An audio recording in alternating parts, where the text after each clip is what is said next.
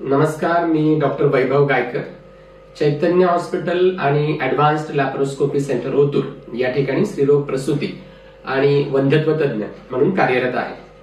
आजच्या या व्हिडिओमध्ये आपण पीसीओडी अर्थात पॉलिसिस्टिक ओव्हॅरियन डिसीज या आजाराबद्दल थोडक्यात जाणून घेणार आहोत.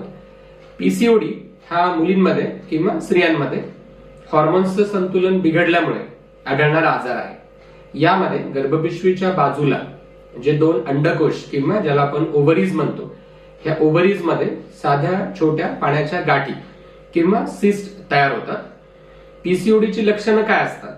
प्रत्येक मुलीमध्ये किंवा स्त्रीमध्ये पीसीओडीची लक्षणं ही विविध स्वरूपाची असू शकतात.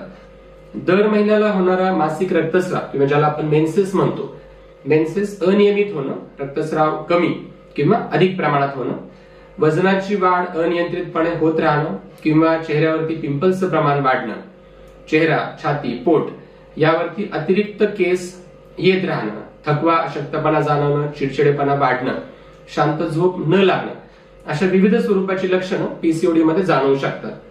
काही स्त्रियांमध्ये पीसीओडीमुळे गर्भधारणा होण्यासाठी वेळ लागणं किंवा अडचण येणं अशा स्वरूपाची सुद्धा तक्रारी जाणवतात. यानंतरच्या व्हिडिओमध्ये आपण पीसीओडीची कारण नक्की काय आहेत आणि पीसीओडीचं प्रमाण दिवसेंदिवस वेगाने का वाढत चाललं याबद्दल जाणून घेणार आहोत. धन्यवाद.